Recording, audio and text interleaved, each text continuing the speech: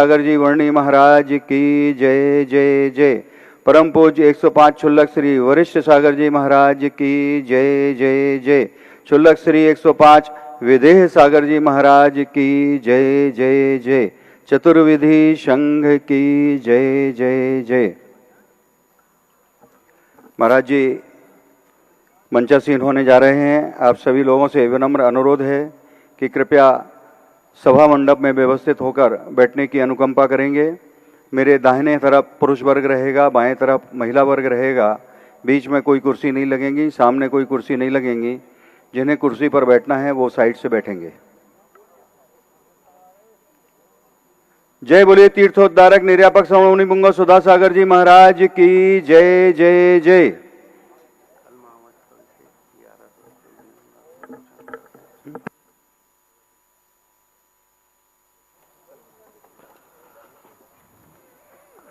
अपराह्निक स्वाध्याय ऑनलाइन जिज्ञासा समाधान का प्रारंभ है।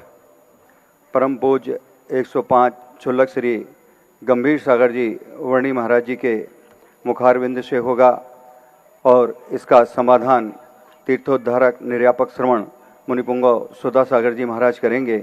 आप सभी लोगों से विनम्र अनुरोध है कि आप सभा मंडप में सावधान पूर्वक बैठने की अनुकंपा करें।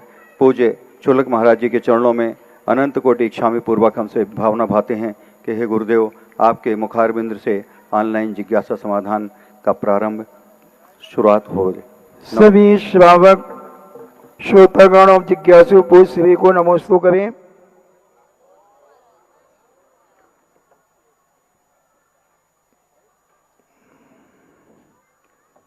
चयन जैन देवास से पूछते हैं, पिता तुल्य गुरुदेव के चरणों में कोटि सा नमोस्तु। गुरुदेव, एक जीव को मारना पाप है या उसे जबरदस्ती पैदा करना ज़्यादा बड़ा पाप है? गाय भैंस को बड़ी मात्रा से मारा जा रहा है और सभी को पता है कि हम सब उसके लिए आंदोलन भी कर चुके हैं, पर उसी गाय भैंस को जबरदस्ती आप प्राकृतिक तरीके से गर्भ धारण कराया जाता है और जबरदस्ती बच्चे उत्पन्न कराए जाते हैं। ये सब चीजें, कोई भी चीज है, जबरदस्ती कोई भी कार्य करना बलात्कार के अंतर्गत आता है। और बलात्कार तो किसी का भी हो सकता है, किसी भी रूप में। रोटी भी जबरदस्ती खिलाना ये भी बलात्कार है। जबरदस्ती पकड़ करके कोई कार्य कराना ये भी बलात्कार है। इच्छा के विरुद्ध कोई भी कार्य हो और वो अनिष्टकारी हो। माँ भी बेटे को जबरदस्ती दूध पिलाती है, लेकिन उसका अभिप्राय हित करना होता है। ऐसा कोई भी कार्य जिससे सामने वाले का अहित होता हो, वो सब बलात्कार के अंतर्गत आते हैं। मान लो आप रोटी भी खिला रहे हैं जबरदस्ती और उसको नुकसानदायक है, तो वो भी आएगा। तो ये सारी चीजें जितनी हैं, ये सब पाप के अंतर्गत आती हैं। हमारा अभिप्राय क्या है, इस अभिप्राय को ही देखना चाहिए, ऐसा ना। सुभाष जैन रोहिणी दिल्ली से पूछते हैं, परम पूज्य निर्यापक श्रवण जी के चरणों में बारंबार नमोस्तु। महाराज जी, दर्शन स्तुति में एक लाइन आती है, सो जिनेन्द्र जयवंत नित अभिव्रज रहस्य विहीन। इसका अर्थ क्या है? जिनेन्द्र भगवान के 4 घातिया कर्मों का वर्णन है। अरि यानी होता है मोहिनी कर्म, और रज यानी होता है ज्ञानावर्णी दर्शनावर्णी, और रहस्य का अर्थ होता है अंतराय। ये 4 घातिया कर्मों के अपर नाम है। इनको इसलिए सार्थक नाम है, मोहिनी कर्म हमारा सबसे बड़ा शत्रु है, और ज्ञानावर्णी दर्शनावर्णी को इसलिए कहा कि ये ढांकते हैं। 2 कर्म ऐसे हैं जो ढांकते हैं, और अंतराय कर्म का रहस्यमय होता है। कब किस समय किस रूप में कब आ जाए, खबर ही नहीं रहती। बढ़िया आहार करते जा रहे, बढ़िया दिया, तुमने दिया हमने लिया, और लो साहब बाल चंदा गया, न तुम्हें पता ना हमें पता है। तो अंतराय कर्म को रहस्य कहते हैं। हरि रज रहस्य विहीन, सो जिनेन्द्र जयवंत नित। हे भगवान, आप जयवंत हो क्योंकि आप इससे रहित हैं। डॉक्टर मगन जैन आष्टा से पूछते हैं, नमोस्तु गुरुदेव, जीव के कर्म की स्थिति घटने और बढ़ने के नियामक कारण क्या होते हैं? इसमें जीव के पुरुषार्थ की क्या भूमिका होती है? क्या बोलना? जीव की जो संक्रमण और स्थिति, कर्म स्थिति घटने बढ़ने की नियामक कारण क्या होता है? नियामक कारण होता है परिणाम, द्रव्य, क्षेत्र, काल, भाव। ये 5 प्रत्यय हैं। 5 प्रत्ययों के कारण से कर्मों की स्थिति घटती भी है, बढ़ती भी है। उत्कर्षण और अवकर्षण होता है। जब उत्कर्षण होता है तो क्षेत्र ऐसा मिल जाता है, जैसे गर्मी बढ़ रही है और धूप में और बढ़ जाएंगे तो गर्मी और बढ़ जाएगी। ठंडी पड़ रही है, ठंडी चीज और खा लेंगे तो ठंड की उदीर्णा हो जाएगी, उत्कर्षण अपकर्षण हो जाएगा। तो उत्कर्षण अपकर्षण निरंतर चलता रहता है 24 घंटे। और सबसे बड़ी चीज है कि परिणामों की विशुद्धि से हम पाप कर्मों का अपकर्षण कर सकते। पत्रकार महेंद्र जैन इंदौर से पूछते हैं, नमोस्तु गुरुदेव, निमित्त कारण किसी भी उद्देश्य प्राप्ति में सहयोगी होते हैं, लेकिन पुरुषार्थ से निमित्त कारणों में बदलाव हो सकता है। महाराज जी, अच्छी सफलता के लिए निमित्त कारण कितने असरकारक होते हैं? पहले तो किसी निमित्त को पहचानने की, निमित्त को पहचाने की, निमित्त से कार्य करने की उपादान में शक्ति है कि नहीं? सूर्य में दिखाने की शक्ति है, लेकिन तुम्हारी आंखों में देखने की शक्ति है कि नहीं? सूर्य तो प्रकाश दे रहा है तो, लेकिन तुम्हारी आंखें अंधी हैं तो क्या करेंगे? तो निमित्त ही सब कुछ नहीं, उस निमित्त का उपयोग करने के लिए। रोटी तुम्हें ताकत देती है, लेकिन तुम्हारी जठराग्नि पचाने लायक है कि नहीं है, ये भी देखा जाता है। तो निमित्त उपयोगी उपादान के अनुसार होता है। उपादान यदि समर्थ है तो निमित्त काम करेगा। अब आदिनाथ इतने अच्छे निमित्त थे, लेकिन मारीच का उपादान खोटा था, कुछ नहीं कर पाया। इतने अच्छे निमित्त मिलने के बाद भी, अच्छा कुल, अच्छी जाति, अच्छा धर्म, अच्छा परिवार मिलने के बाद भी तुम्हारे बच्चे बिगड़ जाते हैं कि नहीं? सब कुछ अच्छा है। ऐसा यहां तक है कि घर में प्रतिमाधारी हैं, माँ बाप प्रतिमाधारी हैं और बेटा शराब पीता है। माँ बाप ने कभी रात में पानी भी नहीं पिया। ऐसे लोग, ऐसे परिवार हैं जो रात में पानी भी नहीं पीते और उनका बेटा जाकर के शराब पीता है। अब निमित्त क्या करेगा? निमित्त तो इतना अच्छा है, इतना बढ़िया है, सब कुछ बढ़िया है, लेकिन उपादान खोटा है। तो निमित्त के लिए तो भगवान खड़े हैं निमित्त बन करके, लेकिन सभी लोग इनको देख करके अपने विशुद्ध परिणाम करेंगे ऐसी कोई बात नहीं। वही जैन कुल में जन्म लेने वाला व्यक्ति अवभाग्य मान करके मंदिर जाता है, वही जैन कुल में पड़ोस में मंदिर होकर के दर्शन करने भी नहीं जाता। तो निमित्त क्या करेगा? निमित्त की उपयोगिता करने के लिए हमें उपादान को तैयारी करना पड़ेगी। गुरु हमें उपदेश दे सकते हैं, लेकिन उपदेश को फॉलो करना हमारे ऊपर है, हम कर पाते या नहीं कर पाते, ऐसा मानना चाहिए। रेणु जैन आगरा से पूछती हैं, नमोस्तु गुरुदेव, अशाता वेदनी कर्म का क्षय हो और हम पुनः दर्शन, विधान, पूजन, आहार दान आदि कर सकें, ऐसा हमें क्या पुरुषार्थ करना चाहिए? हर व्यक्ति अपराध करने के बाद पूछता है ऐसा क्या करें जिससे हमें सजा नहीं हो। कब पूछता है? अपराध करने के बाद आता है, बोले महाराज जी हम बहुत बुरी तरह फंस गए, आपको ऐसा आशीर्वाद दिलाओ जिससे जमानत हो जाए, ऐसा कोई आशीर्वाद दो जिससे सजा नहीं हो। कुछ नहीं है। गुरुओं का उपयोग अपराध करने के पहले करो कि मैं अपराध करूं या न करूं। अपराध करने के बाद फिर धर्म शास्त्र मौन हो जाते हैं। कोर्ट कचहरी होने के बाद फिर साधु हमारे आचार्य से कहा करते थे, किसी भी चीज में कोर्ट कचहरी हो जाए तो फिर तुम मौन ले लेना, क्योंकि कोर्ट कचहरी होने के बाद फिर बोलने से कोई मतलब नहीं है, क्योंकि कानून श्रद्धा का विषय नहीं है। गुरु के वचन श्रद्धा और आस्था के ऊपर आधारित है और कानून श्रद्धा से कोई मतलब नहीं रखता।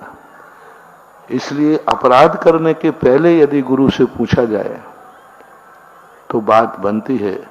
अपराध करने के बाद फिर रास्ता थोड़ा कठिन होता है, उसके लिए थोड़ा प्रयास करना पड़ता है। कई बार तो इतना बड़ा अपराध हो जाता है जिसकी जमानत भी नहीं होती। तो अपराध की क्वालिटी भी देखी जाएगी, कितनी क्वालिटी है और कहां तक पहुंचा है, और सामने वाला भी किस हद तक तुम्हें, क्योंकि कोई अपराध एक पक्षी तो होता नहीं, सामने वाला भी पक्ष है, वो कंप्रोमाइज को तैयार है कि नहीं, उसकी पोजीशन कितनी है। यदि सामने वाला कमठ है तो क्या करेगा पारसनाथ? सामने वाला कमठ है तो पारसनाथ कितनी क्षमा करता जाए, कितनी समता धारण करता जाए। सामने वाला कमठ बन के आया, लो साहब, एक सामने से पारसनाथ थे, सामने कमठ था, पारसनाथ झुकते गए, अपराध के नहीं है तो भी झुकते गए, लेकिन कमठ कहता है कि मैं कंप्रोमाइज करूंगा ही नहीं, मैं तो जन्म जन्म तक बदला लूंगा। बिना कारण के पारसनाथ की तरफ से कोई भी प्रतिकार नहीं था। तो दुनिया में जितने भी अपराध होते हैं एक पक्षी नहीं होते, सामने का भी पक्ष होता है। यदि सामने वाला पक्ष यदि कमठ बन करके आया है तो फिर वो कमठ तो चेतने वाला नहीं है, कमठ तो ठोकर खाने के बाद ही चेतेगा। पापी लोग जो हैं ये समझाने से नहीं चेते, ये ठोकर खा के चेते। रावण जैसे व्यक्ति, कसायवान व्यक्ति, लोग समझाते हैं चलो भाई कोई बात नहीं, जो गलती हो गई सब खत्म करो, लेकिन सामने वाला कसाई होता है वो नहीं समझता।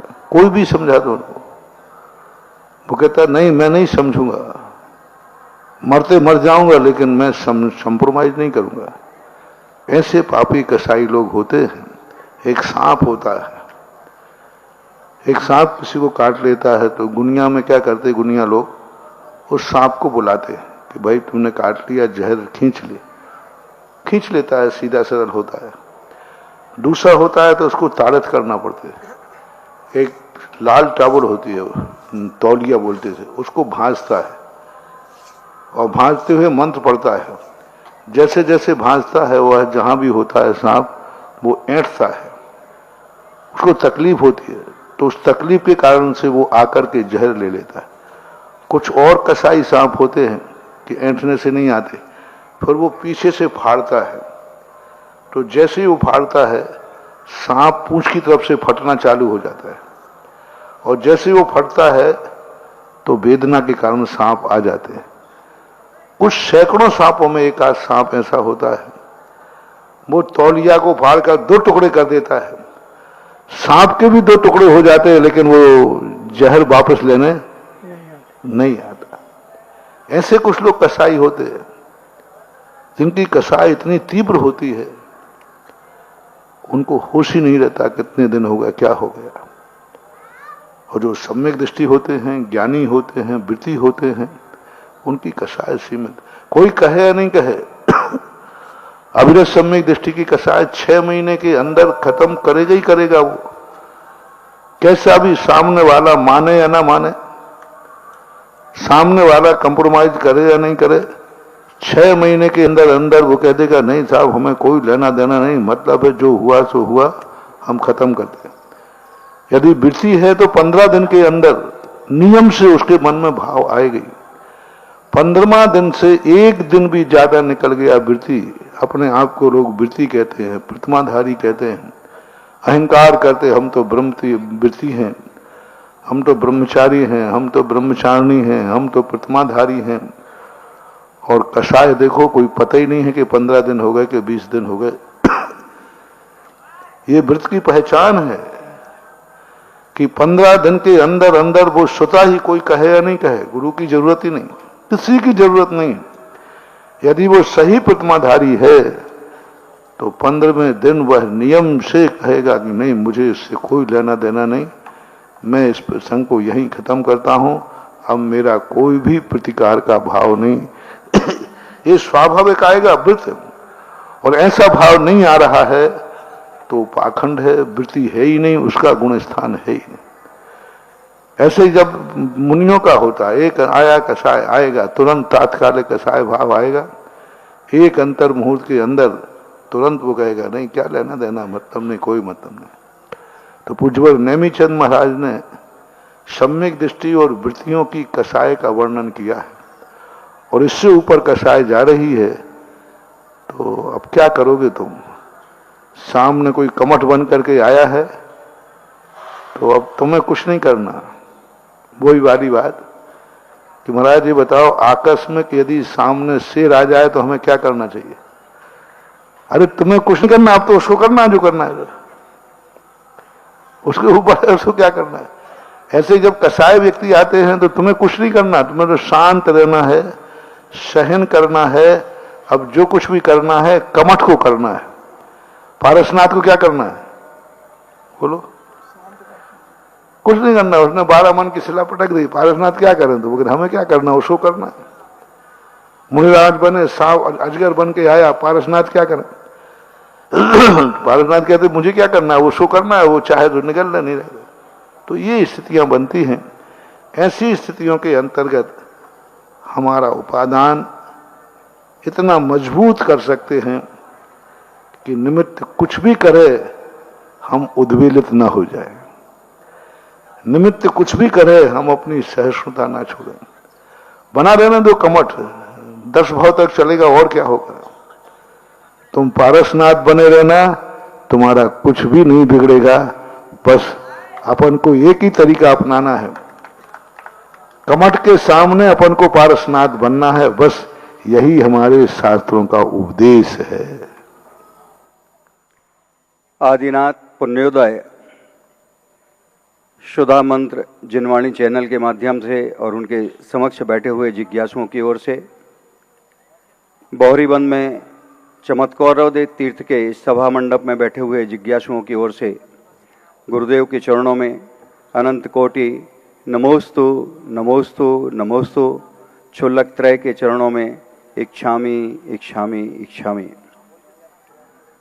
आज जिन्होंने शांतिधारा पाद प्रक्षालन के माध्यम से अपने पुण्य में अनंत गुणी वृद्धि की है, ऐसे श्री अरविंद जैन, सरोज जैन, गोलू जैन, अरविंद ब्लाउज जबलपुर, इन्होंने 1,11,000 रुपये के माध्यम से शांतिधारा करने का सौभाग्य प्राप्त किया। और श्री नीलेश कुमार बालचंद जैन समस्त परिवार ने गुरुदेव के पाद प्रक्षालन करने का सौभाग्य प्राप्त किया। ये तो घर से मन बना के ही आए थे कि हमें आज 1,11,000 रुपये में गुरु का पाद प्रक्षालन और पूजन करना है। उनने पोटली पहले हाथ में दी और बाद में अपना नाम लिखाया। धन्य है ऐसे तीर्थ को जिन्होंने अपने आप को तीर्थ बनाते हुए ऐसे पुण्य में वृद्धि करी।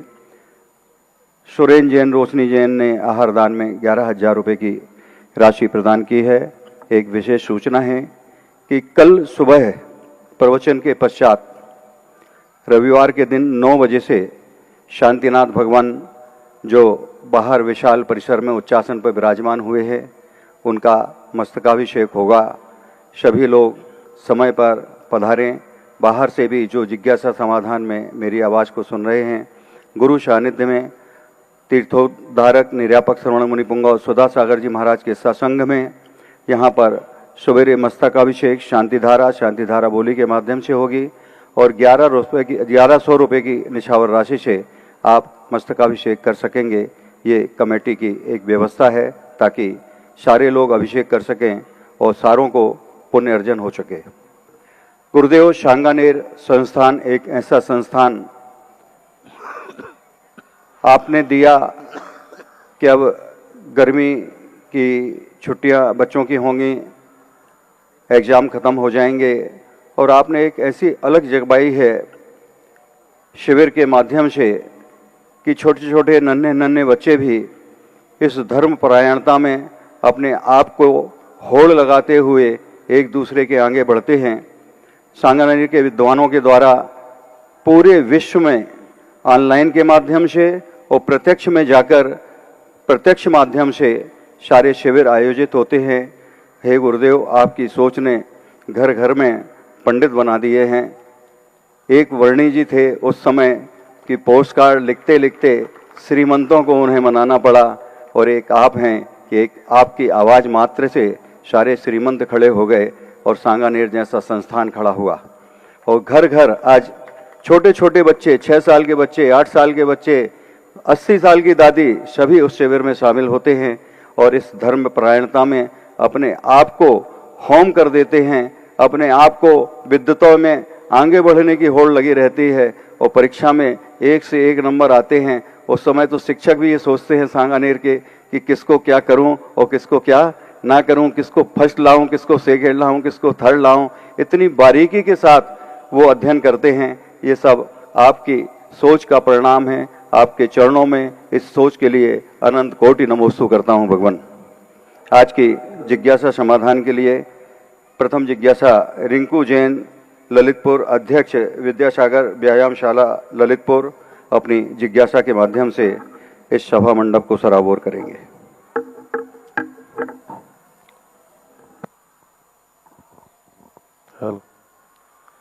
गुरुवर के चरणों में हमारी श्री विद्यासागर व्यायामशाला की ओर से नमोस्तु नमोस्तु नमोस्तु।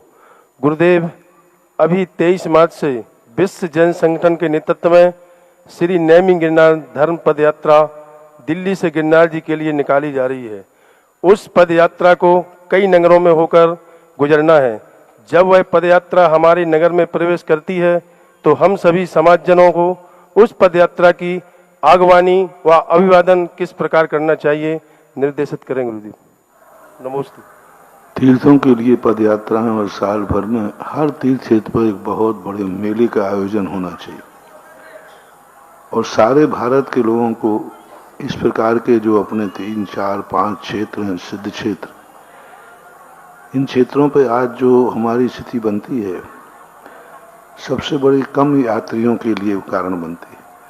हमें साल भर में सारे भारत का एक अभियान होना चाहिए कि हर व्यक्ति कहीं ना कहीं, जैसे दिल्ली से जा रहे हैं तो भारत के सभी जैनियों को उस पद यात्रा में शामिल होकर के वहाँ ये नहीं देखना है किसका बैनर है, ये नहीं देखना है कहाँ से चल रही है, यह देखना है कि हमारे नेमीनाथ के भक्तों की यात्रा जा रही है। तो जिस प्रकार से अपने भगवान है उनकी यात्रा के लिए जा रहे हैं तो अपने यथायोग्य जब नगरों में जाती है उनका स्वागत करना चाहिए और उसके साथ में अपनी जो शक्ति प्रमाण है उस नगर से पद यात्रा में अपने अपने नगरों से शामिल होकर आगे बढ़ना चाहिए। और ये यात्रा बहुत अच्छी है, इससे कम से कम हमारा इतिहास, हमारा संगठन प्रस्तुत होता है, हमारी श्रद्धा भी पनपती है। ऐसा नमोस्तु। श्री संदीप जैन, महामंत्री चरगवा जैन समाज, और इसके बाद तैयार रहेंगे अभिषेक जैन, बानपुर ललितपुर। गुरुवर के चरणों में बारंबार नमोस्तु। महाराज जी के चरणों में चरगवा जैन समाज एवं नगर गौरव स्वाध्याय मंडल की नमोस्तु। महाराज जी, सारी चरगवा जैन समाज चाहती है कि हमारे नगर गौरव भैया जी एवं सभी भाइयों की बिनौली आपके सानिध्य संघ में चरगवा में निकालना चाहते हैं, अतः आप आशीर्वाद प्रदान करें। मेरा क्वेश्चन यह है महाराज जी, बहुधन बुरा है हूँ भला कहिए 300 उपचार हो का अर्थ बताने की कृपा करें। लीन पर बहुधन बुरा हूँ भला कहिए 300 उपचार हो का अर्थ बताने की कृपा करें। वो आप उच्चारण शुद्ध नहीं कर रहे हैं, वो किताब दे दो हम बता दें। धन बुराहु भला कहिए का अर्थ हम कई बार बता दें। नील लीन लीन हाँ, जैसा उपयोग करो वैसा है। लीन गलत कार्यों में करोगे तो गलत है, अच्छे कार्यों में करोगे तो अच्छा है, ऐसा मान। नमोस्तु। अभिषेक जैन बानपुर, उसके बाद तैयार रह लेंगे राम कुमार जी जैन संयाम, जिला पंचायत सदस्य चरगमा जबलपुर। परम पूज्य तीर्थ चक्रवर्ती निर्यापक मुनि पुंगव श्री सुधा सागर जी मुनि महाराज के चरणों में कोटि सा नमोस्तु नमोस्तु नमोस्तु।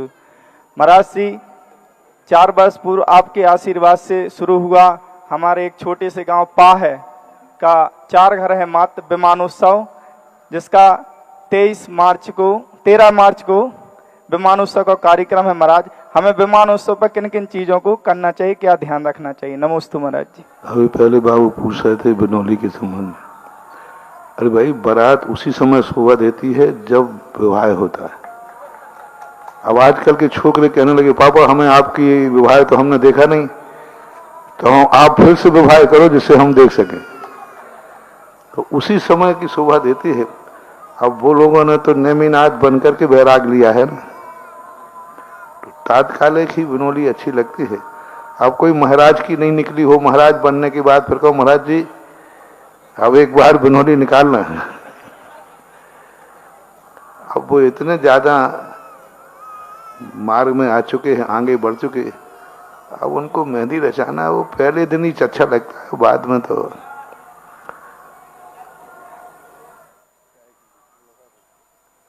अब ये जो विमान महोत्सव आदि के संबंध में हमने कई बार बोला है कि वार्षिक महोत्सव कहलाते हैं, सम्यक दर्शन का अंग कहलाते हैं।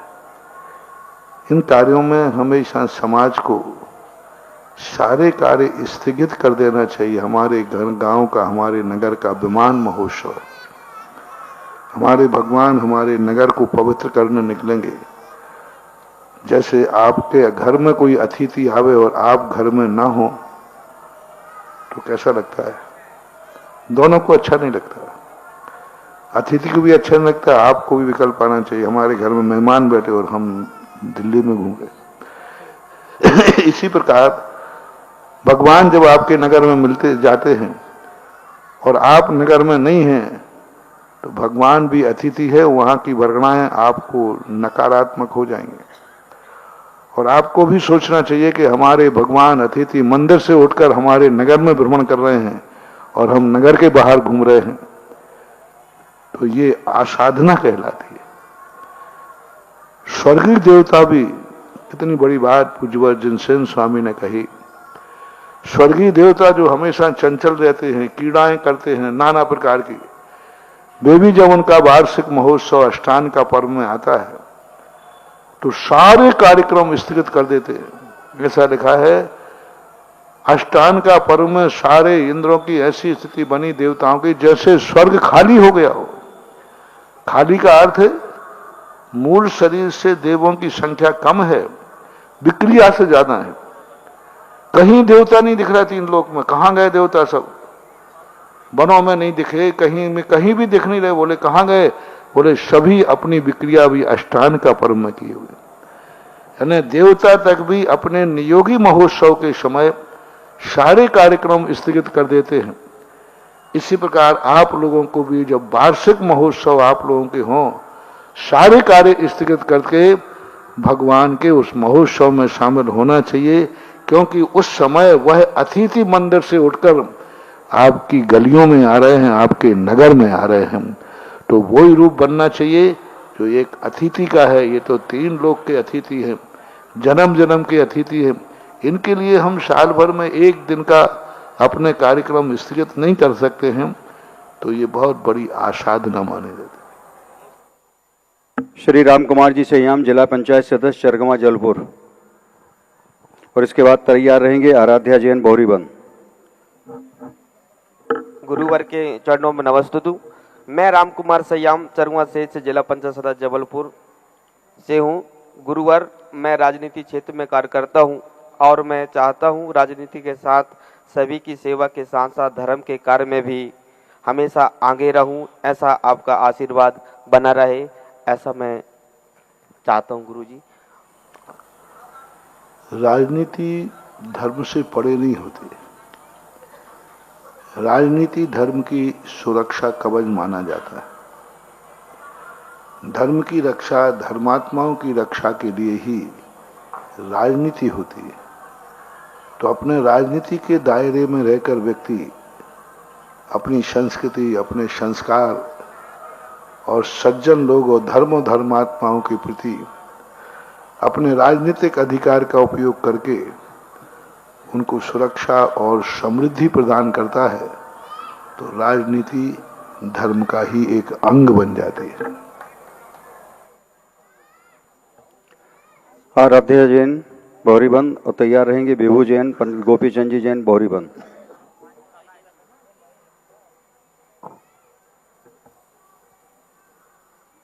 मेरे आराध्य गुरुवर को मेरा बारंबार नमोस्तु नमोस्तु नमोस्तु। क्षुल्लक त्रय को इक्षामि इक्षामि इक्षामि। महर्षि, मेरा प्रश्न यह है कि धर्म बचपन में किया जाता है या फिर 55 में, और चाप आंखें खोल कर देनी चाहिए या फिर आंखें बंद कर कर?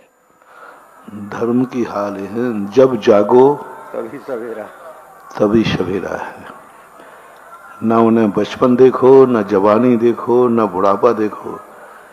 जब धर्म करने की अकल आ जाए तो तुरंत कर डालो, तुरंत, देर नहीं करना। भाव, धर्म करने का भाव हुआ है, बस वही क्षण सबसे अनमोल है और वही करना चाहिए। धर्म की कोई उम्र नहीं होती है। धर्म की क्रियाओं के लिए उम्र का तकाजा होता है कि वृद्ध अवस्था में फिर धर्म की क्रियाएं बनती नहीं हैं, सदती नहीं हैं। इससे जब तक कर्म करने की शक्ति है वही धर्म करने की शक्ति है। दो में से कोई एक का चयन करना चाहिए। दो ये काम नहीं होए शयाने, विषय भोग और मोक्ष पयाने। दो मुख सिए सिए न कंथा, दो मुख राही चले न पंथा। इसलिए जब कर्म करने की शक्ति है तभी, जब लौकिक पढ़ाई करने का समय है उसी समय धर्म की पढ़ाई करना चाहिए। दोनों का समय एक है। जैसे मान लो लौकिक करने की उम्र क्या है, तो जो लौकिक पढ़ाई करने की उम्र है वही धर्म की पढ़ाई करने की उम्र है। जो स्कूल जाने की उम्र है वही पाठशाला जाने की उम्र है। अब स्कूल की पूरी पढ़ाई हो जाएगी मगर फिर हम पाठशाला जाएंगे तो तुम क्या करोगे जब तुम पढ़ने लायक ही नहीं रहोगे? फिर ठीक है, 12 वर्षीय कोर्स में शामिल हो जाना।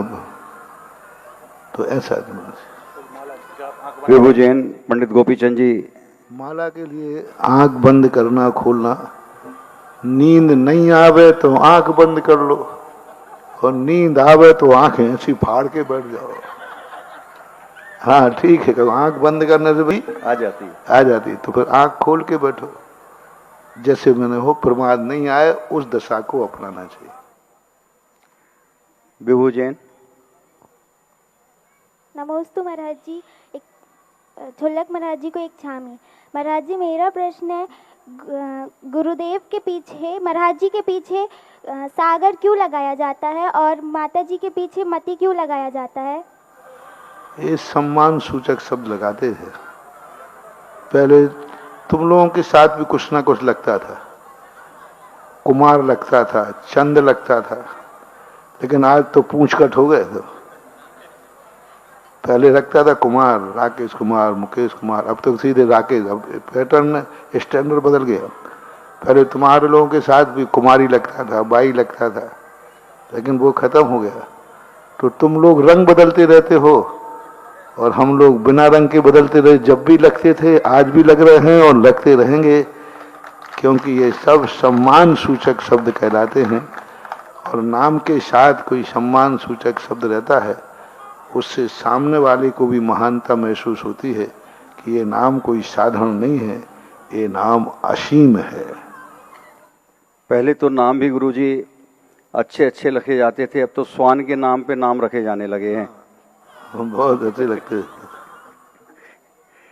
निशा जैन सिहोरा को तैयार रहेंगे नीरज जैन बौरीबंद।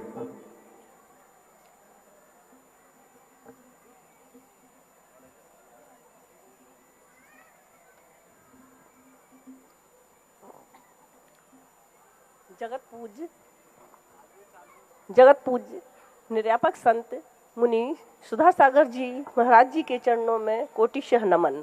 छुल्लक जी महाराज जी के चरणों में इच्छामी। भैया जी को वंदना। सभी साधर्मी भाई बहनों को मेरा सादर जय जिनेन्द्र। जिनकी पद रज पाने को अंबर तक झुक जाता है, जिनकी पद रज पाने को अंबर तक झुक जाता है, ऐसे चमत्कारी शांतिनाथ भगवान के चरण कमल पर बैठे गुरुवर श्री निर्यापक संत मुनिवर का जिनका सीधा नाता है। महाराज श्री, मेरी जिज्ञासा यह है कि माँ के दूध का कर्ज पिता के पसीना का मोल कभी चुकाया नहीं जा सकता, इसलिए आजीवन उनके लिए समर्पित रहना हमारा प्रथम कर्तव्य है। इस बात को हम सब बच्चे, परिवार के सदस्य और आगामी पीढ़ी को आगम के अनुसार कैसे समझाएं और उन्हें सरल भाषा में समझा सकें। नमोस्तु गुरुजी, नमोस्तु गुरुजी, नमोस्तु गुरुजी। कुछ चीजें समझाने से नहीं समझाई जा सकती, करने से समझाया जा सकता। हमें यदि अपने बेटे को समझाना है तो हमें खुद वह आचरण अपने बाप के प्रति करना होगा। हम बेटे से अपेक्षा करते हैं कि ये हमारी सेवा करे। हर सासू चाहती है कि बहू हमारे अनुकूल चले, लेकिन जब उससे पूछो कि आप अपनी सासू के कितने अनुकूल थी तो बड़ा विचार हो रहा है। हर व्यक्ति अपने परिवार से छोड़ के अलग हो रहा है, और जब बेटा अलग होता है तो रोने लग जाता है। कई बेटे यही बात को लेकर कि जब तुम अलग हुए हो तो मैं अलग कौन सा गलत कर रहा हूं। जब दोनों दंपति अपने परिवार से अलग होते हैं, लड़के झगड़ करके अलग होते हैं, तब वो अच्छा समझते हैं।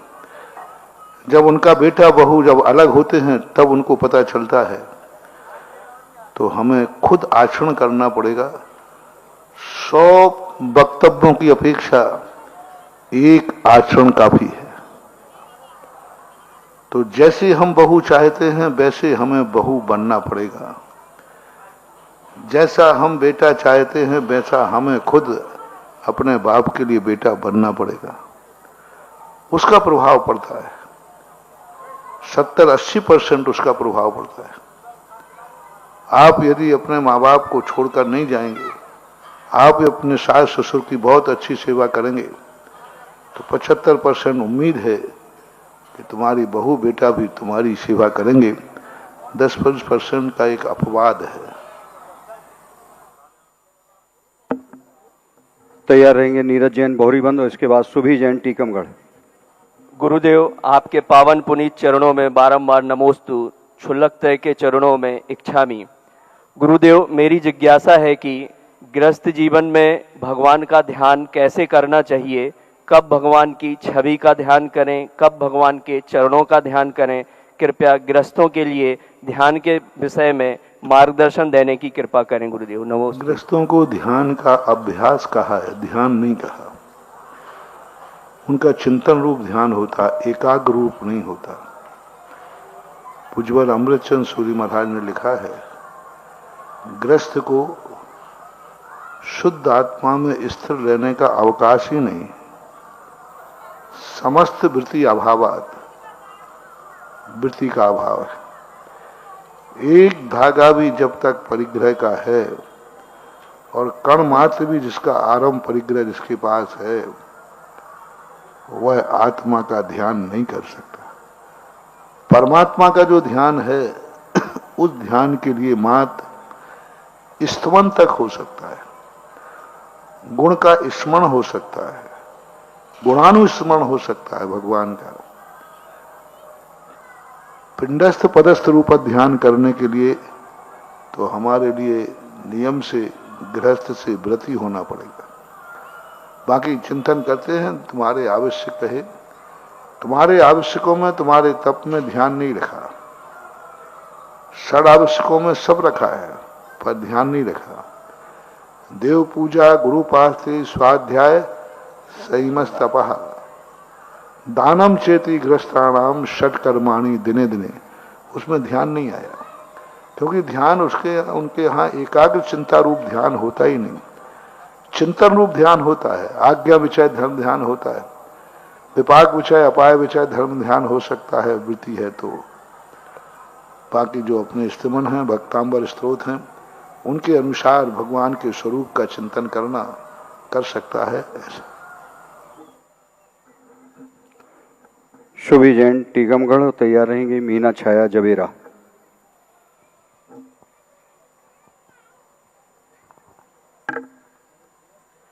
मेरे आराध्य गुरु के चरणों में मेरे दोनों परिवारों की तरफ से नमोस्तु नमोस्तु नमोस्तु। क्षुल्लक जी को इच्छामी इच्छामी इच्छामी। महाराज श्री, मेरी जिज्ञासा है कि इस 5G और तकनीकी प्रगति के इस दौर में बच्चों का बचपन कैसे सुरक्षित रखा जा सकता है, जिससे वो भावनात्मक, धार्मिक और पारिवारिक मूल्यों के साथ उनका विकास सुनिश्चित किया जा सके। अभी हमने कहा है ना, यह तकनीकी क्षेत्र में हमें सबसे पहले बड़ों को तकनीकी से समझना पड़ेगा। बच्चा मोबाइल नहीं मांगता है, मम्मी पापा को चलाता देखती है उसका मन मचलता है। सबसे पहले बच्चे को बहलाने के लिए मम्मी पापा मोबाइल देते हैं, उसको गेम सिखाते हैं। अपना पिंड छुड़ाने के लिए उसको व्यस्त कर देते हैं मोबाइल में, उसको मोबाइल देते, बोले देख ऐसा करना है, इसमें ये आएगा, बस। फिर बड़ा होने के बाद कहते बेटा मोबाइल छोड़ दे। बोले पापा जिस समय छोड़, आदत तो तुमने लगाई और अब छोड़ने की कहते। तो मैंने कहा ना, किसी भी चीज को करने के लिए सबसे पहले अपने बड़ों को, मैं हमेशा कहा करता हूं, अपने बच्चों में तुम क्या दोष नहीं चाहते हो उसकी लिस्ट बनाओ और उसी समय तुम उन दोषों को अपनी जिंदगी से त्याग दो। बच्चों में तुम क्या गुण चाहते हो वो लिस्ट बनाओ, उन्हीं गुणों को सारे परिवार के लोग अपनाना शुरू कर दें। ये सबसे बड़ा गुण है। हमारा बच्चा क्रोधी ना हो, आज से क्रोध का त्याग करो। मेरा बच्चा गलत कार्य में नहीं जाए, तुम भी गलत कार्यों से छोड़ो। हमारे घर में अभक्ष नहीं खाए, तुम भी अभक्ष छोड़ो। क्या दोष नहीं होना चाहिए बच्चे में, वो दोष तुम्हें छोड़ना है। तुम चाहते हो कि मेरा बच्चा अच्छा उठे, उसी दिन से तुम भगवान के अभिषेक करने का नियम लीजिए, उसी दिन तुम रात में भोजन करने का त्याग कीजिए। आपको खुद करना पड़ेगा, क्योंकि बच्चा आपकी कॉपी करता है, वो आपकी प्रतिलिपि है।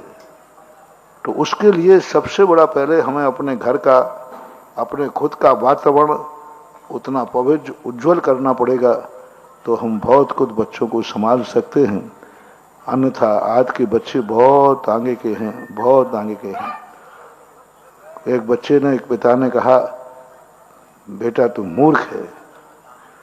तो मालूम है नेहरू जी जब पढ़ते थे तेरे जमाने में वह स्कूल में फर्स्ट क्लास आते थे, कैप्टन बन जाए, कैप्टन थे वो, कैप्टन, और अच्छे नंबर लाते थे। बोले पापा ये तो बहुत नई बात की आपने,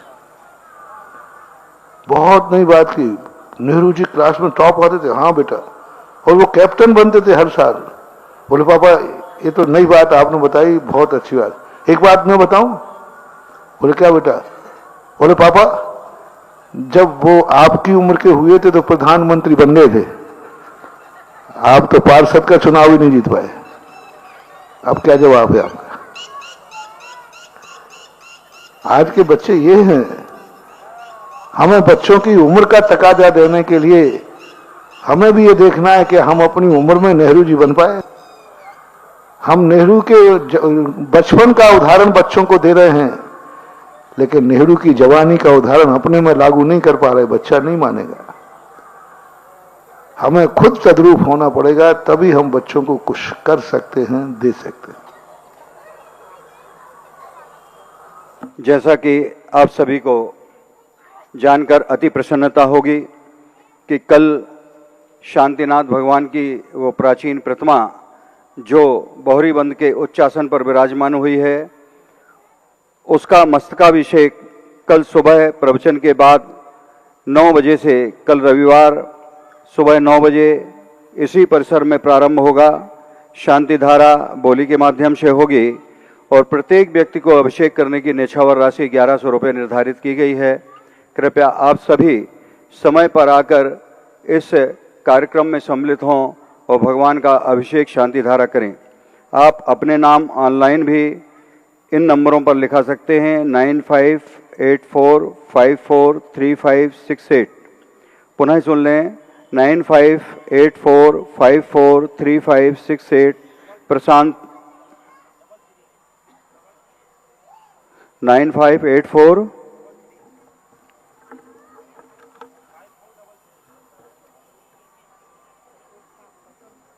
9584543368।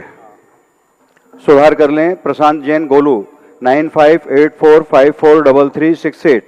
और सेकंड नंबर है मनोज जी कोषाध्यक्ष महोदय का 9893625600। इन दोनों नंबर पर संपर्क करके आप अपनी शांति धारा की स्वेच्छा राशि भी लिखा सकते हैं। जो भी राशि यहाँ पर होगी वह फाइनल होगी और ऑनलाइन भी जिन्हें शांति धारा करना है या धारा करना है वो अपने नाम इन नंबरों पर दे सकते हैं। और तैयार रहेंगी मीना छाया जैन जबेरा और इसके बाद डॉक्टर KL जैन बाकल। हम सबके आराध्य गुरुवर को सत नमोस्तु। गुरुवर, मैं सप्तम वर्ष की छात्रा हूँ। मेरा एक प्रश्न है कि इंद्री की अपेक्षा जगन्य अवगाहना का प्रमाण 2 इंद्री अनुंधरी, 3 इंद्री कुंथु, चतुरिंद्री काणमच्छिका और पंचेंद्री शिकस्थक, ये कैसे स्पष्ट होगा? और एक प्रश्न हमारे पेपर में आया है, मॉडल पेपर में, कि मृत्यु भोज को कुप्रथा कैसे कहा जाएगा, स्पष्ट कीजिए। इनके जो जीवन, इनके जो है सबसे जघन्य अवगाहना कहलाती है। तो जीव कांड के अंतर्गत इनकी सभी जीवों की जघन्य अवगाहना का उल्लेख मिलता है। पूरा चार्ट बना हुआ है, तो उनकी जघन्य अवगाहना वहाँ मिल जाएगी। प्रत्येक इंद्री में कौन की जघन्य अवगाहना है, किसकी उत्कृष्ट अवगाहना है, पूरा चार्ट है। कुप्रथा कैसे करें, स्पष्ट बताएं। मृत्यु भोज को प्रथा इसलिए है कि मरने पर और भोज कैसे समझ में नहीं आता, मरने पर और खुशी समझ में नहीं आता। मृत जीव खाता नहीं है और मरने के बाद खाया नहीं जाता। मुझे तो लगता है कि इसलिए तुम लोग मृत्यु भोज करते हो कि अच्छा रहा, निपट गया, कम से कम हिस्सा तो बांझ बन गया। कोई औचित्य नहीं, पूरे शास्त्रों में सारे भोज मिले। मरे तो चौथे काल में भी है, सबके मिले। जन्म का महोत्सव का मिला, शादी विवाह में मिला, रिसेप्शन आदि सब भोज मिले। लेकिन अभी तक किसी भी शास्त्र में मृत्यु भोज नाम का कोई चीज नहीं मिली। किसी भी, मरण तो सभी होते हैं, अनादिकाल से होते हैं। किसी के मरने पर बाद में भोज हुआ है ऐसा कोई उल्लेख नहीं है। ना जैनों में उल्लेख है, ना वैष्णव में, कहीं उल्लेख है ही नहीं धर्म शास्त्रों में। अभी मृत्यु भोज कहाँ चला, क्यों चला, क्या दुर्घटना हुई है? शायद हो सकता है कोई दुर्घटना हुई हो तो दबाने के लिए कहा कि बोली सबको मिठाई खिला दो, सब तुम्हारा माफ हो जाएगा। कोई इसका सुराग नहीं मिल रहा है कि मृत्यु भोज की परंपरा क्यों, कैसे, कब से चली। ऐसा आगम में कोई उदाहरण तो मिलना चाहिए। इसलिए कुप्रथा है, बहुत खतरनाक प्रथा है। बड़े आदमियों के चक्कर में वैसे ही घर का व्यक्ति मर गया, वो बर्बाद हो गया और तुम और उसको मृत्यु भोज कर रहे हो। बड़े आदमी तो कर लेते हैं, लेकिन गरीबों को भी करना पड़ता है। गरीब सोचता है कि बड़े आदमी ने अपने बाप की करी तो मैं अपने बाप की करूंगा। कर्जा लेना पड़ता है, कर्जा लेना पड़ता है, वैसे ही बर्बाद हो रहा है वो। और मैं तो ये कहता हूं, चाहे कितना भी भूखा क्यों ना हो, किसी के मरे का खाने का अर्थ है किसी के आंसुओं को पीना है। किसी के मरे का खाने का अर्थ है उसके हाथ तुम खा के आ रहे हो जहां सब कुछ बर्बाद हो गया। वो खिलाने वाला कैसे खिला देता है, और खाने वाले महानुभाव कभी भी भूखे मर जाना लेकिन मृत्यु का भोजन नहीं करना। मरे की कोई चीज वास्तु के अनुसार, मरे की कोई चीज स्मृति में घर में नहीं रखना। यदि किसी ने मृत्यु में कुछ भी दी है, कोई बर्तन आदि मानते ना, नहीं रखना चाहिए। वे भर सब अशुभ की कोटि में आते हैं। डॉक्टर KL जैन साहब महाराज जी, ये विगत कई वर्षों से अपनी निःशुल्क सेवाएं यहाँ स्वास्थ्य लाभ हेतु मरीजों को प्रदान करते हैं, कोई राशि क्षेत्र से नहीं लेते हैं और इनका जोरदार तालियों के साथ हम हृदय से सम्मान करते हैं। और महामंत्री कमेटी आदि से विनम्र अनुरोध है कि इनका सामाजिक अभिनंदन भी आज हम करना चाहते हैं। और अभी 5 मिनट तारीख बोल पंचकल्याण की। पंचकल्याणक 10 से 15 अप्रैल पंचकल्याणक की तिथि है और पात्र चयन की तिथि 14 मार्च शुक्रवार को है। आप सभी इस भव्य पंचकल्याण महोत्सव में और पात्र चयन के तारीख 14 तारीख होली को धुड़ेली के दिन आप गुरुदेव के पास आकर भगवान के साथ अपन रंगारंग होली खेलेंगे और पात्र चयन का कार्यक्रम भी रंगारंग यहाँ पर संपन्न होगा। आप सभी लोगों से विनम्र अनुरोध है कि ठीक तारीख पर ठीक समय पर पहुंचने की कृपा करें। पात्र चयन का कार्यक्रम दोपहर को 2 बजे से प्रारंभ होगा। आप सभी समय पर आकर पूर्णतः लाभ लें। महामस्तकाभिषेक भी कल सुबह 9 बजे से प्रारंभ होगा। आप सभी महामस्तकाभिषेक में भी सम्मिलित होने की कृपा करें। Doctor KL Jain. हेलो। परम पूज्य महाराज श्री के श्री चरणों में बारंबार नमोस्तु। छुल्लक के श्री चरणों में इच्छामी। मंच पर जितने भी भविष्य के हमारे मुनिराजगण बैठे हैं उनको भी मैं अपना प्रणाम करता हूं। महाराज श्री 2 लाइनों से मैं अपनी बात शुरू करना चाहता हूं। पत्थरों पर कदमों के निशान ये पता देते हैं, कौन किस शान से गुजरा ये बता देते हैं। बहुत बढ़िया महाराज श्री, आज आपकी कृपा से, आपके आशीर्वाद से, आपके मार्गदर्शन में भारतवर्ष के विभिन्न तीर्थों का जो उन्नयन हो रहा है, उनका जीर्णोद्धार हो रहा है और कुछ का तो नवीनीकरण, नया निर्माण हो रहा है, वो इतनी अद्भुत और अलौकिक हैं कि वर्तमान पीढ़ी तो आपकी हमेशा कृतज्ञ रहेगी, लेकिन आने वाली पीढ़ियां भी जब इन अतिशयकारी मूर्तियों का दर्शन करेंगी, भव्य मंदिरों का दर्शन करेंगी, तो उन्हें किसी से पूछने की जरूरत नहीं पड़ेगी कि ये किसका निर्माण कराया होगा। वो समझ जाएंगे कि जरूर कभी ना कभी पूज्य सुधा सागर जी महाराज के चरण इस क्षेत्र में पड़े होंगे। महाराज श्री, इस दुनिया में ना तो हम लोग अमर हैं और ना आप स्वयं भी अमर हैं, लेकिन ये चरणों के जो निशान आपके तीर्थ क्षेत्रों में बन गए हैं, ये हमेशा अमर रहेंगे। पुनः कृतज्ञता व्यक्त करते हुए महाराज श्री, मैं सिर्फ एक छोटी सी जिज्ञासा आपके सामने प्रस्तुत कर रहा हूं।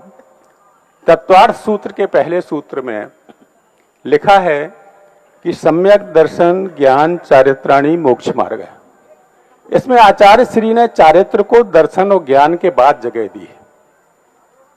तो महाराज श्री, भली ना हो लेकिन वो मोक्ष का कारण नहीं हो सकता, स्वर्गाधिक का कारण होगा। क्योंकि चाहे भली सम्यक ज्ञान और सम्यक दर्शन के बिना भी जो चारित्र का पालन करता है, पूज्यवर नेमीचंद महाराज ने गोमट सार में कहा कि वह नरक को त्रियंच गति नहीं जाएगा। अभव्य भी सम्यक दर्शन और सम्यक ज्ञान के बिना मुनिव्रत धारण करके 9वें गृह को प्राप्त करता है चारित्र के। तो चारित्र मिथ्या हो या सम्यक हो, और सम्यक चारित्र भी है लेकिन सम्यक दर्शन और ज्ञान नहीं है उसके साथ, तो वो मोक्ष का कारण नहीं है, गुणकार निद्रा नहीं है, मोक्ष मार्गी नहीं है। ऐसा द्रव्य चारित्री स्वर्गाधिक को प्राप्त करेगा, मोक्ष नहीं जाएगा। ऐसी व्याख्या तुमने उसको हमारे यहाँ मिथ्या चारित्र में ही लेते हैं। संजीव जी जैन नेताजी कानपुर वालों ने एक वाटर कूलर क्षेत्र के लिए प्रदान किया है। जोरदार तालियों के साथ हम उनके पुण्य की अनुमोदना करते हैं। रंगारंग होली का कार्यक्रम 14 मार्च पात्र चयन के माध्यम से है। रंगारंग का अभिप्राय गुरुदेव के सानिध्य में अध्यात्म रस की होली से है। आप रंगों की होली नहीं समझें, गुरु के साथ आध्यात्म रस की होली खेलते हैं। आप भी आध्यात्म रस के इस सराबोर रस में सराबार होने की अनुकंपा करेंगे। और आगे जिज्ञासा के लिए सुरेंद्र रोशनी जैन पहाड़ी और इसके बाद तैयार रहेंगे। धर्मचंद जी जैन शास्त्री जबलपुर, ये कटनी जैन शिक्षा संस्था में इन्होंने पंडित जगन मोहन लाल जी शास्त्री से शिक्षा 1960 में ली थी और ये वहाँ छात्रावास में रह के पढ़े हुए हैं और बाद में ट्रेजरर रहे हैं ये और ट्रेजरर से रिटायर्ड हुए हैं। परम पूज्य गुरुदेव के चरणों देखो, में अभी कोटि डॉक्टर KL डॉक्टर साहब ने, ऐसे लोग भी हैं जो अच्छे कार्य को देखकर आनंदित होते हैं और मैं तो इनको देख रहा हूँ कटनी से। ये हर चीज में यहाँ के जो कुछ भी कार्य हो रहा है, इनकी आत्मा का रोम रोम खिला हुआ दिखता है, सूर्य दिख रहा है और इनको ऐसी अनुभूति हो रही है कि बहुत इनके मन में शुरू से देख रहा हूँ एक आनंद की उमड़ होती है, क्योंकि गुणशुभ प्रमोदम। किसी भी अच्छे कार्य को देखकर यदि हमें आनंद आ रहा है, समझ लेना यही हमारी सच्ची श्रद्धा और भक्ति कहलाती। इन्होंने इस क्षेत्र पर रहे हैं, ये रह रहे हैं, औषधि दान के रूप में करते रहते हैं। आज उस क्षेत्र को विकसित देखकर इनका रोम रोम खिल रहा है। लेकिन कुछ लोग ऐसे भी हैं डॉक्टर साहब, एक किसी ने शायर दिया है, कुछ लोग तुम्हारे जैसे लोग नहीं, बहुत अच्छे लोग, बहुत गिरे हुए लोग, कुछ लोग शकुनी सी चालें चल सातिर हुए दिमाग और आपस के भाव को, क्षेत्र के विकास को लगा रहे आग। जय हो गुरुदेव। कुछ लोग ऐसे भी हैं जो इतने पवित्र विकास को, आज जो भी आ रहा है बहोरी बन, हर व्यक्ति के मन में एक पुलकित ऐसा एक आनंद की अनुभूति हो रही है और वो सब जान रहे हैं कि महाराज ने यदि सोचा है तो नियम से क्षेत्र को आकाश में जरूर पहुंचना है, क्योंकि तुम लोग मात्र श्रद्धा से मानते हुए से और हम लोग इसको आचरण से मानते हैं। हम लोगों का एक, तुम लोगों का एक क्षेत्र के प्रति मोह हो सकता है, हमें तीर्थ के साथ साथ तीर्थंकर से मोह होता है। बहुत अच्छा डॉक्टर साहब, आशीर्वाद। परम पूज्य गुरुदेव के चरणों में कोटिशय नमोस्तु नमोस्तु नमोस्तु। महाराज जी, ये दो पंक्तियां हैं, डोर गवार शूद्र पशु नारी, ये सब तारण के अधिकारी। महाराज जी, इन पंक्तियों को कब लिखा गया, कैसे लिखा गया, क्यों लिखा गया, इसका आशय ना समझते हुए भी यदि कोई पशुओं को या छोटे व्यक्तियों को या नारियों को जब अपमानित करते हैं तो बहुत दुख होता है। महाराज जी, आप बताइए कि इन पंक्तियों का आशय मतलब क्यों लिखी गई है, कैसे लिखी गई? उस पंक्तियों का इतना अच्छा अर्थ है, बहुत अच्छा अर्थ। नारी को लिखा है, माता को तो नहीं लिखा। नारी को लिखा है, बहन को तो नहीं लिखा। नारी को लिखा है, बिटिया को तो नहीं लिखा। तो अब चार में से तुम कौन हो? मां बन के रहो ना, कहां लिखा है उसमें? मां बन के रहो कहां लिखा है? बहन बन के रखो कहां लिखा है? बिटिया बन के रहो कहां लिखा है? आज तक किसी शास्त्र में मां की निंदा नहीं है। आज तक किसी शास्त्र में बहन की निंदा नहीं है। आजकल किसी भी शास्त्र में बेटी की निंदा नहीं है। और ऐसी कौन सी नारी है जिनके ये तीनों में से कोई ना कोई रूप ना होता हो? हर नारी बिटिया है कि नहीं है? तो अपने आप को नारी मानती क्यों हो? अपने आप को मां बानो, बहन बानो, उसी पूजा में जहां लिखा है संसार में बिसबेल नारी तज गए जोगीसरा, उसी पूजा में ये भी लिखा है माता बहन सुता पहचानो। कितना पवित्र भाव दिया। वहां नारी भाव का शब्द है, क्योंकि नारी एक वासना का प्रतीक होती है। नारी एक अपने अनेक प्रकार के दोषों से युक्त होती है, माता नहीं होती, पुत्री नहीं होती, बहन नहीं होती। नारी के चार रूप हैं, चार रूप में एक रूप की निंदा की गई है। मैं तो हर नारी से कहता हूं, अपने आप को तीन रूपों में ढाल दो, संसार का कोई व्यक्ति आपकी निंदा नहीं करेगा। जैन पूजा में भी नारी लिखा है और तुलसीदास ने भी जहां लिखा ढोर गमार शूद्र नारी दिया है, माता नहीं दिया। तो ये है नारी जो शब्द है वह अपने आप में नारित्व जो भी जीव में आता है, इसलिए भारत की शक्ति नारी शक्ति नहीं है। जो नारी शक्ति को महान मानते वे पाश्चात्य देश हैं। भारत में नारी शक्ति नहीं बोला जाता, मातृशक्ति बोला जाता है। सारे दुनिया में नारी शक्ति का प्रदर्शन होता है और हमारे भारत में मातृशक्ति का प्रदर्शन होता है। कितना अंतर है नारी में और माता में, कितना अंतर है। एक स्त्री को नारी की दृष्टि से देखना और उसी स्त्री को माता की दृष्टि से देखना, अंतर आएगा कि नहीं। बस वहां ये कहने का भाव किया गया है कि नारी नारी के रूप में न रह करके माता बहन और पुत्री के रूप में रहे तो वह नारी अपने आप में पूजनीय है, वंदनीय है, प्रशंसनीय है। धर्मचंद जी जैन शास्त्री जबलपुर रिटायर्ड ट्रेजरर हैं ये महाराज जी, और कटनी में इन्होंने पिताजी से शिक्षा प्राप्त करी है और जैन शिक्षा संस्था के छात्रावास में ये छात्र के रूप में रहे हैं।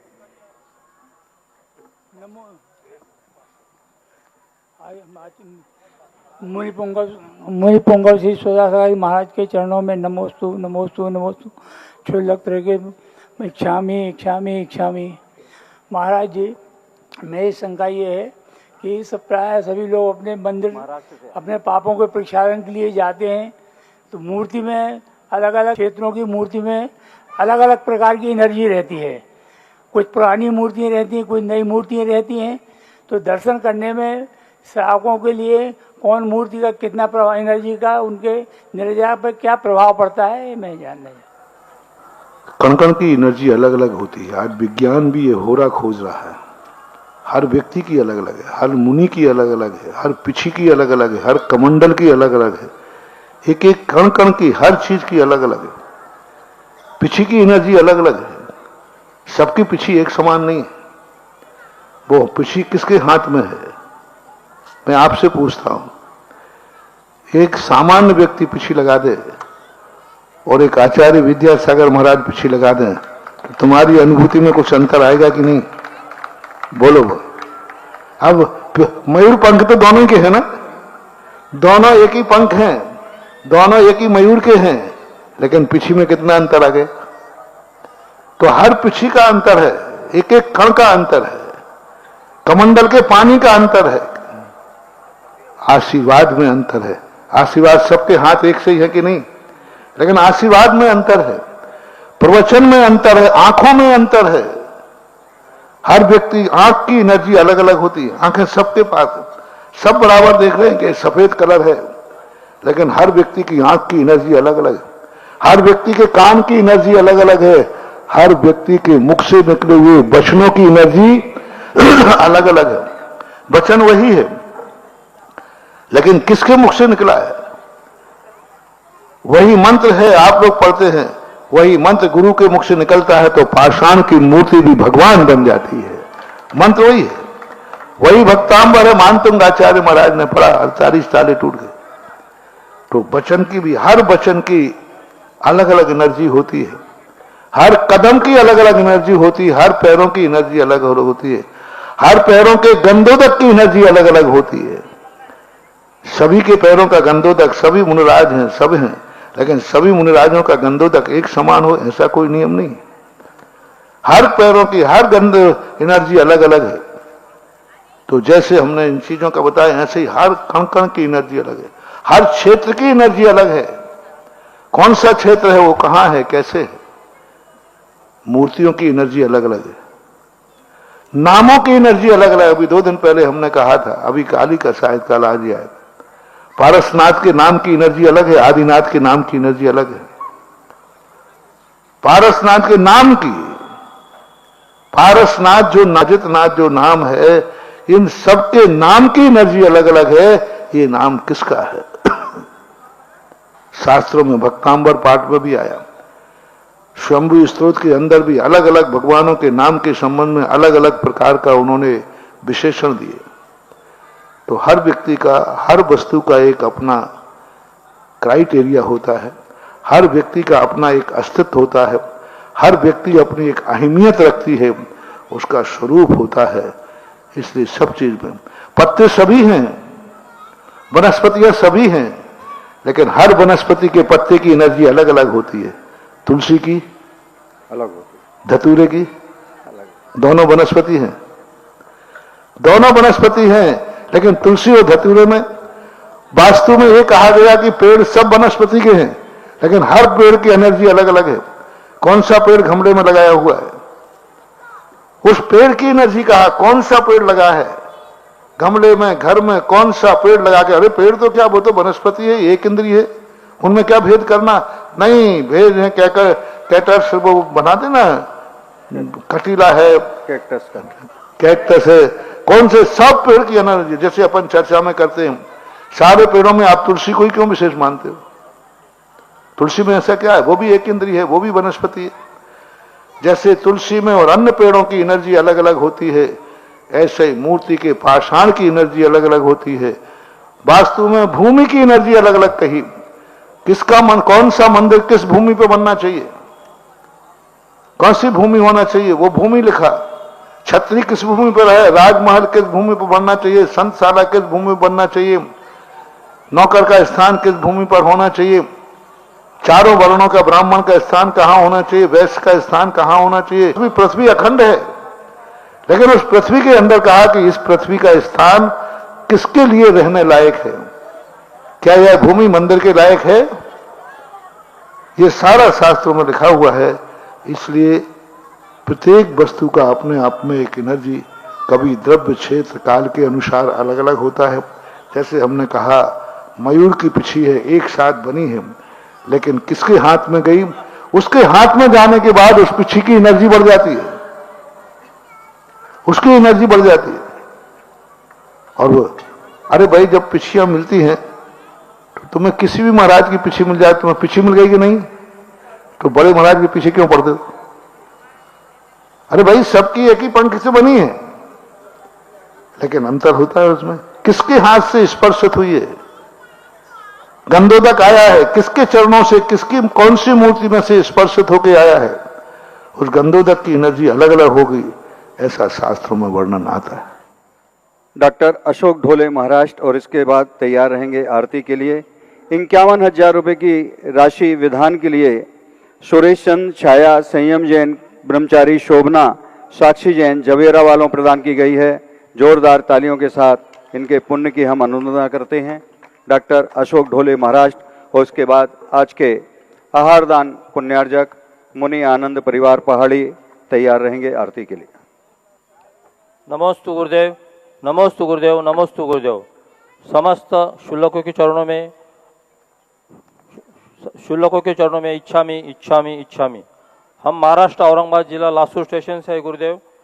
जैन आगम के अनुसार जो यंत्र है, व्यापारी वृद्धि यंत्र, सरस्वती यंत्र, लक्ष्मी यंत्र और भी कुछ यंत्र है, इनका जीवन में क्या महत्व है और आगम में इनके विधान भी लिखे गए हैं, और कुछ गुरुदेव या आचार्य श्री को रिद्धि सिद्धि प्राप्त होती है क्या? कोई यंत्रों का उल्लेख शास्त्रों में नहीं है, और ये घरों में रखने वाले यंत्रों की कोई परंपरा शास्त्रों में नहीं है। ये सब बीच में मंत्र तंत्रवाद भट्टारकों के द्वारा आया, उस समय इन यंत्रों की रचना हुई। मूर्तियां हमें बहुत पुरानी पुरानी मूर्तियां मिलती हैं, लेकिन यंत्रों का उल्लेख हमें ज्यादा पुराना नहीं मिला। अधिकतम 16वीं और 15वीं शताब्दी के यंत्रों का उल्लेख है, इससे पुराने यंत्र बहुत कम देखने में आए। कुछ यंत्रों की स्थितियां बनती हैं जो प्रतिष्ठा के समय प्रयोग की जाती है। वो मार्ग भगवान की प्रतिष्ठा के लिए जो यंत्रों का प्रयोग किया गया, पर उस समय के लिए यंत्रों का उल्लेख है। कुछ वर्तमान युग में यंत्रों का उल्लेख मिला, वो भी पूजा के समय मिला, लेकिन घरों में यंत्र रखने की परंपरा ना तो किसी आगम सम्मत है, ना रखना चाहिए। जिन जिन घरों में कोई यंत्र रखे हैं, नियम से थोड़े दिन तो भरी वो अच्छे लगे, लेकिन बाद में उनको लिए नुकसानदायक ही होते हैं। बाद में उन घर की परेशानियां ही बढ़ती हैं। कोई भी यंत्र घर में नहीं रखना चाहिए। कुछ थोड़े दिन कुछ ऐसा लगेगा, लेकिन बाद में उनका इतना नुकसान होता है, उनको घरों से हटा देना चाहिए, नहीं रखना चाहिए। आगम में कोई नहीं। रिद्धि सिद्धियां की बात आज हुई, तो आज पंचम काल में कोई रिद्धियां नहीं है और सिद्धि करने के लिए आगम में मना है। रिद्धि है नहीं और दिगंबर मुनि आचार्य कोई सिद्धि कर नहीं सकता, ये आगम का आदेश है। इससे रिद्धि और सिद्धियों के रूप में कोई पड़ा है तो जैन आगम सम्मत नहीं है, उसको स्वयं नहीं करते। साधु का आचरण ही इतना होता है कि जो श्रद्धा से उसे छू लेता है उसको सिद्धि का फल मिल जाता है। आज की आरती के लिए पुण्यार्चक आ जाएं। सुरेंद्र, रोशनी, मुनि भैया, आनंद भैया, पहाड़ी निवार से सभी लोग आरती के लिए जाएं। और इसी पंडाल में अभी आरती के बाद परम पूज्य 105 छुल्लक गंभीर सागर जी वर्णी महाराज के मांगलिक देशना होगी। आप सभी बिगर बात करते हुए इसी पंडाल में विराजमान होने की कृपा करेंगे।